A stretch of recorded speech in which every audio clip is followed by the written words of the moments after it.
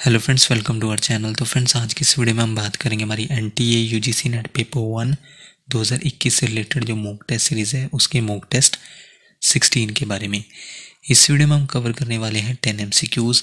Friends, video का format आप सब जानते ही हैं, तो हम डायरेक्ट अपने फर्स्ट क्वेश्चन पर आते हैं, जहाँ पर आज का हमारा पहला क्वेश्चन है, the world's largest solar tree has been installed in which state.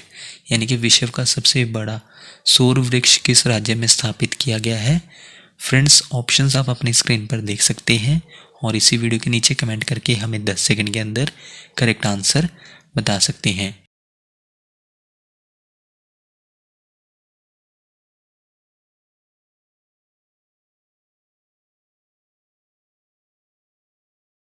विश्व का सबसे बड़ा सोलर ट्री इसे इंस्टॉल्ड किया गया है इनमें से option A West Bengal state में। Council of scientific and industrial research यानी कि CSIR और CMERI यानी कि central mechanical engineering research institute ने डेवलप किया है वर्ल्ड के लार्जेस्ट सोलर ट्री को, जो कहाँ पर इंस्टॉल्ड है, CSIR CMERI रेजिडेंशियल कॉलोनी में दुर्गापुर, जो कि वेस्ट बंगाल में है। इंस्टॉल्ड कैपेसिटी क्या होगी सोलर ट्री की, 11.5 किलोवाट्स पीक, और ये सालाना यानी कि हर साल जनरेट करेगा 12,000 से 14,000 यूनिट्स क्लीन और ग्रीन पावर। हम अपने नेक्स्ट क्वेश्चन पर आते हैं। हमारा नेक्स्ट क्वेश्चन है question number second, which Indian renewable energy company has been ranked the world's number 1 in solar capacity. यानी कि किस भारतीय अक्षय ऊर्जा कंपनी को सौर क्षमता में दुनिया का नंबर 1 स्थान दिया गया है।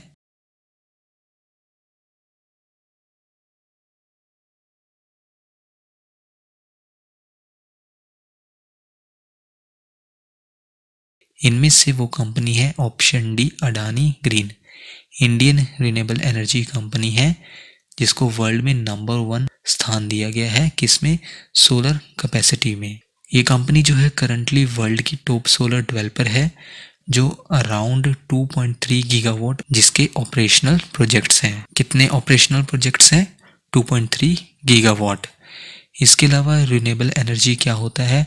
वो एनर्जी होती है जिसे कलेक्ट किया जाता है रिन्यूएबल सोर्सेज से, और वो रिन्यूएबल सोर्सेज कौन कौन से हैं, जैसे कि sunlight, wind, rain, tides, waves और जियोथर्मल हीट। ये सभी रिन्यूएबल रिसोर्सेज हैं जहाँ से रिन्यूएबल एनर्जी को कलेक्ट किया जाता है।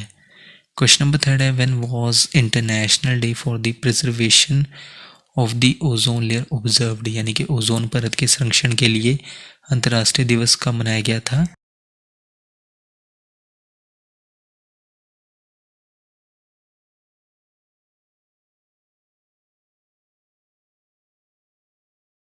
ये मनाया गया था इनमें से 16 सितंबर को। सो इस क्वेश्चन का करेक्ट आंसर हुआ option C, international day for the preservation of the ozone layer, यानी कि ओजोन परत के संरक्षण के लिए अंतर्राष्ट्रीय दिवस, जिसे वर्ल्ड ओजोन डे यानी कि विश्व ओजोन दिवस के नाम से भी जाना जाता है। इसे हर साल 16 सितंबर को सेलिब्रेट किया जाता है। और 2020 का थीम क्या था वर्ल्ड ओजोन डे का? Ozone for life 35 years of ozone layer protection. यानी कि इस साल 35वां साल था किसका? वियना कन्वेंशन का। सो इस पर सेलिब्रेट किया गया वर्ल्ड ओजोन डे पर, यानी कि 2020 में वर्ल्ड ओजोन डे पर 35वां साल सेलिब्रेट किया गया था। 35 ईयर्स सेलिब्रेट किए गए थे Vienna convention for the protection of the ozone layer के, जहाँ पर 1985 में वर्ल्ड्स गवर्नमेंट ने अपनाया था किसे? Vienna convention for the protection of the ozone layer को। और फ्रेंड्स, 16 सितंबर को डेजिग्नेट किया था, नामित किया था किसने? यूनाइटेड नेशंस जनरल असेंबली ने, कि हर साल 16 सितंबर को international day for the preservation of the ozone layer को सेलिब्रेट किया जाएगा। हम अपने नेक्स्ट क्वेश्चन बनाते हैं। Question number fourth, India is the dash largest electronic waste producer in the world. यानी कि भारत दुनिया का कौन सा सबसे बड़ा इलेक्ट्रॉनिक कचरा उत्पादक है?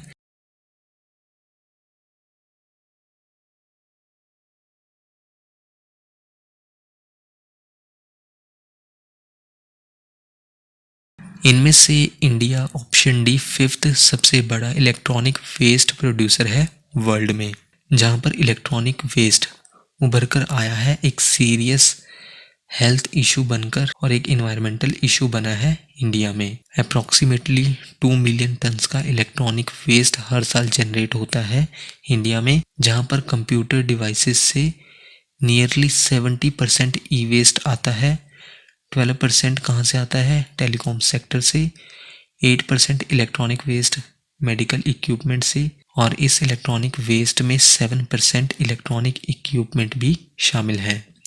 इसके अलावा government, public sector companies, private sector companies ये जनरेट करती हैं हर साल नियरली 75% इलेक्ट्रॉनिक वेस्ट, जिसमें से कंट्रीब्यूशन होता है इंडिविजुअल हाउस होल्ड का 16% का। और मुंबई टॉप ई वेस्ट प्रोड्यूसर है इंडिया में, उसके बाद दिल्ली है, देन बेंगलुरु, उसके बाद चेन्नई और कोलकाता है। क्वेश्चन नंबर 5 है, on 28 March 2013 which country became the first country to withdraw from the United Nations Convention to Combat Desertification, in short UNCCD। यानी कि 28 मार्च 2013 को UNCCD को वापस लेने वाला कौन सा पहला देश बना?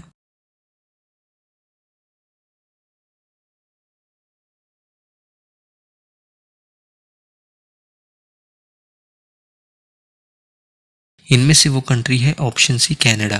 कनाडा ने 28 मार्च 2013 को पहली ऐसी कंट्री बन गई थी जिसने विड्रॉ किया था United Nations convention to combat desertification से, इन शॉर्ट UNCCD से।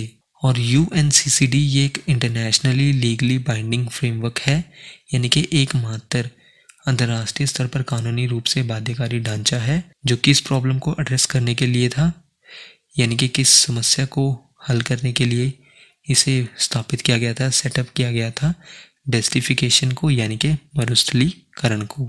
सबसे पहले हम बात कर लेते हैं डेस्टिफिकेशन होता क्या है। ये एक प्रोसेस होता है जहाँ पर नेचुरल और ह्यूमन कारणों से रिड्यूस होता है बायोलॉजिकल प्रोडक्टिविटी ड्राई लैंड्स का, यानी कि जो सूखे इलाके हैं उनकी बायोलॉजिकल प्रोडक्टिविटी कम हो जाती है। और रीजंस क्या होते हैं? नेचुरल रीजंस होते हैं और ह्यूमन कॉजेज होते हैं। नेक्स्ट पॉइंट में जैसा कि हम ऑलरेडी डिस्कस कर चुके हैं कि 28 मार्च 2013 को कनाडा पहली ऐसी कंट्री बन गई थी जिसने विड्रॉ किया था इस कन्वेंशन से। हालांकि 3 साल बाद क्या हुआ, उन्होंने विड्रॉल से अपना नाम वापस ले लिया। कब? 21 दिसंबर 2016 को। और इसका रिजल्ट क्या हुआ कि कनाडा फिर से पार्टी बन गया इस कन्वेंशन की। कब? 21 मार्च 2017 को। हमारा नेक्स्ट क्वेश्चन है question number 6, which of these conventions was a multilateral environmental agreement signed in 1985 to protect the ozone layer, यानी कि ओजोन परत के संरक्षण के लिए इनमें से कौन सा सम्मेलन 1985 में हस्ताक्षरित एक बहुपक्षीय पर्यावरण समझौता था?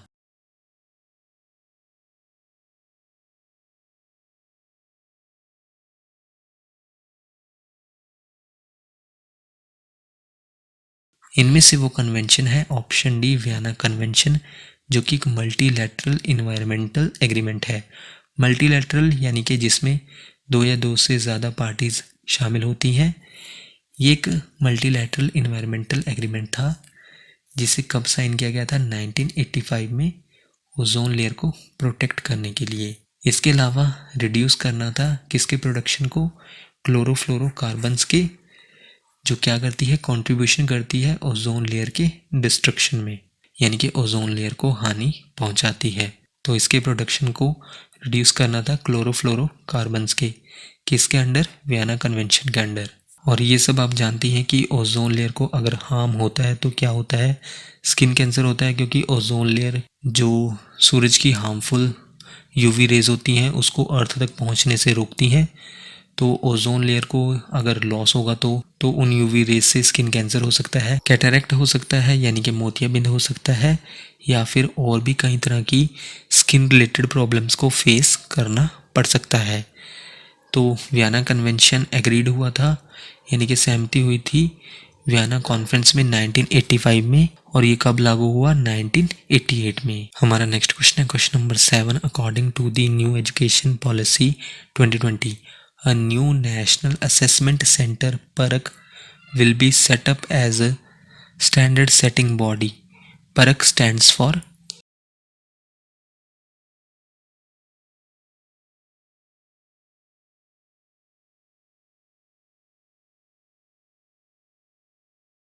इनमें से PARAKH stands for option C performance assessment review and analysis of knowledge for holistic development. जहां पर न्यू एजुकेशन पॉलिसी 2020 के अकॉर्डिंग जहां पर एक नए नेशनल असेसमेंट सेंटर यानी कि राष्ट्रीय मूल्यांकन केंद्र परख को सेटअप किया जाएगा। हमारा नेक्स्ट क्वेश्चन है question number 8। Dash is a disposable method in which solid organic waste are subjected to combustion so as to convert them into residue and gaseous products. इनकी डैश एक निपटान विधि है जिसमें ठोस कार्बनिक कचरे को दहन के अधीन किया जाता है ताकि उन्हें अवशेषों और गैसीय उत्पादों में परिवर्तित किया जा सके।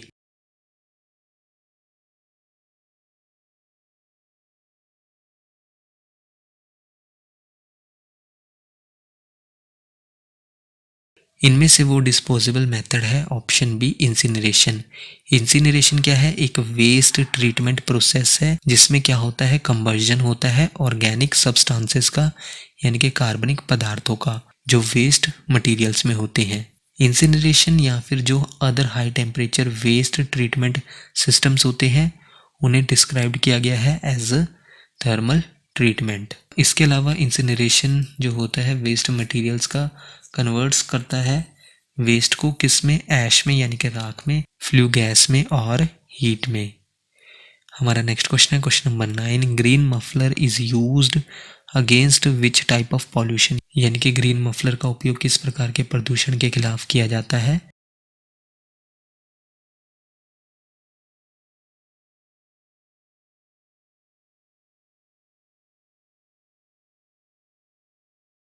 इनमें से ग्रीन मफलर का यूज किया जाता है किस टाइप के पॉल्यूशन के against, option D noise pollution के अगेंस्ट। ग्रीन मफलर क्या है? एक टेक्निक है रिड्यूस करने की नॉइज पॉल्यूशन को प्लांटिंग करके 6 to 4 रोज की किसके अराउंड, जो पॉपुलेटेड एरियाज हैं या फिर जो नॉइजी प्लेसेस हैं जैसे कि रोड साइड्स हो गए, इंडस्ट्रियल एरियाज, जो सोसाइटीज़ हैं हाईवे के पास में एट्सेट्रा। सो इससे क्या होगा, जो डेंस होगा ट्रीज़ का वो रिड्यूस करेगा नॉइज़ पॉल्यूशन को, फिल्टर आउट करेगा नॉइज़ को और ऑब्स्ट्रक्ट करेगा यानी कि पहुंचने से रोकेगा सिटीजन्स तक नॉइज़ को।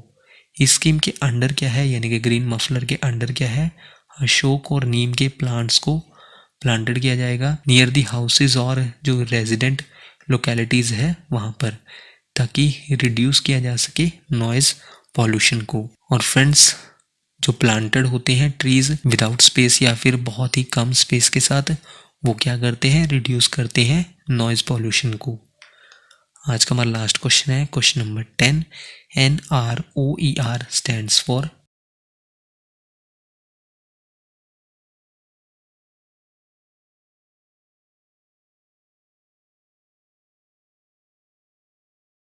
ये स्टैंड करता है option D national repository of open educational resources. ये एक एक्सीलेंट स्कीम है जिसे लॉन्च किया गया था MHRD द्वारा, जिसे अब मिनिस्ट्री ऑफ एजुकेशन के नाम से जाना जाता है। ये आपको ई लाइब्रेरीज, ई कोर्सेज और इसके अलावा चांस प्रोवाइड करती है पार्टिसिपेट करने का ऑनलाइन इवेंट्स में।